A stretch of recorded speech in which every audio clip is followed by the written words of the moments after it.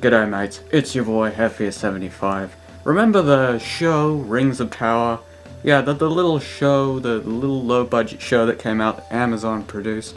Yeah, I watched it, it was trash. But, that's not what I'm talking about. It's something related to that. So, basically this guy who wrote a Lord of the Rings fan fiction sued Amazon because he thinks they stole from his story. I don't know, it's very weird.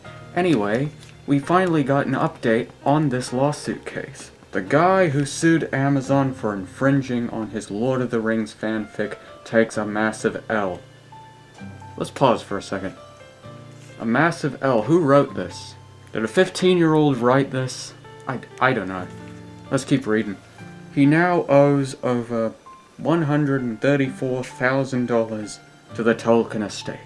Now that is a massive L. The author, Demetrius Polychron, sounds like a transformer, wanted $250 million for the infringement on his book, The Fellowship of the King. Now can we take a second to say how unoriginal that title is? It's like Lord of the Ring, Lord of the King. Just pick one, mate. He sued Amazon and J.R. Tolkien's grandson for some fucking reason, claiming they infringed on his Lord of the Ring fanfic, which Rings of Power TV series. He lost badly and now owes the Tolkien estate $134,000 in legal fees. I do not know what went through this man's head when he did this. I understand suing the show, because the show was terrible and I want my money back. But what is the point? You're writing a fan fiction to a show that Amazon owns. Like, it's a one-sided fight, like, come on. The whole thing began back in 2017 when Demetrius Polychron registered his book, The Fellowship of the King, with the US Copyright Office. He then sent a letter to Simon Tolkien, director of the Tolkien estate and grandson of Lord of the Rings author J.R. Tolkien, describing the book and requesting the review of the manuscripts. Again, I'm not really sure what went through this man's head.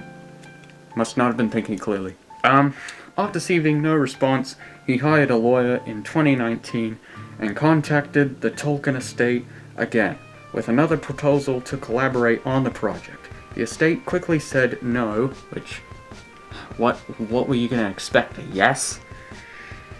At which point, he personally delivered a copy of his manuscript to Simon Tolkien's home for consideration. A very bad idea.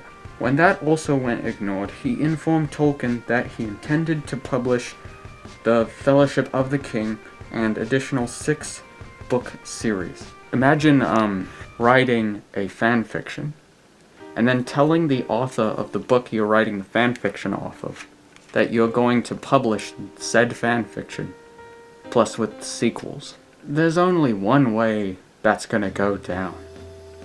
Court! Right around the same time the Rings of Power first aired, shortly after that, Polychron, I fucking hate this name, filed his lawsuit claiming that the Rings of Power took ideas from the Fellowship of the King and demanding $250 million in compensation. Okay, buddy, I think you might be overstepping your boundaries for a fan fiction. Good lord. It all sounds quite silly. No, it sounds fucking stupid. That's what it sounds like. But as we noted when Demetrius filed his lawsuit, the short of complaint can be a real headache, especially for writers who don't have the resources to go to war in a courtroom. I agree. As a writer myself, I agree.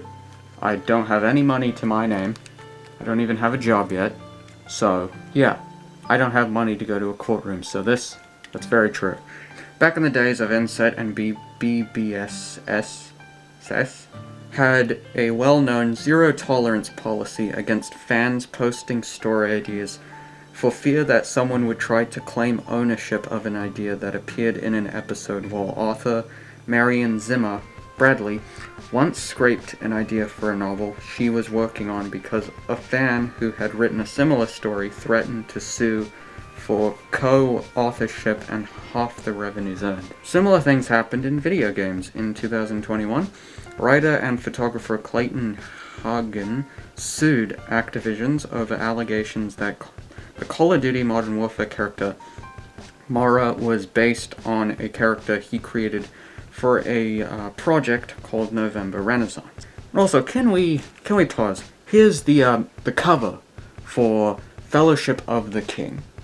Yeah, it's writing a fan fiction that you don't have the rights to, and then making a full cover for it, and expecting to make money off of it. When will it end? In this case, though, it seems that the matter was more cut and dry. A BBC report says Polychron's case was dismissed, with the judge ruling in reverse that Polychron's book infringed on Amazon's show. The Tolkien estate then fired off a lawsuit on its own against Polychron, seeking to halt further distribution of his book, and the last week a permanent injunction against the Fellowship of the King and the 6 sequels. Yeah, what did you feckin' expect, mate? The Fellowship of the King and the 6 sequels Polygon Plant was granted. Okay. The judge on the case also described Polygon's lawsuit as frivolous and unreasonably filed. Yes. That is a good and logical judge. I want him to run for mayor. And awarded legal fees to Tolkien Estate and Amazon in the sum of $134,000. This is an important success for the Tolkien Estate, which not permitted unauthorized authors and publishers to monetize J.R. Tolkien's much-loved works in the way Stephen Mayer and Tolkien State lawyer said this case involved a serious infringement on the Lord of the Rings copyright undertaken on a commercial bias, and estate's hopes that the award of a permanent injunction and attorney fees will be sufficient to dissuade others who may have similar intentions. It was a bold gambit, to be sure, pretty stupid, but frankly, I can't say I'm surprised by the outcome, blah blah blah.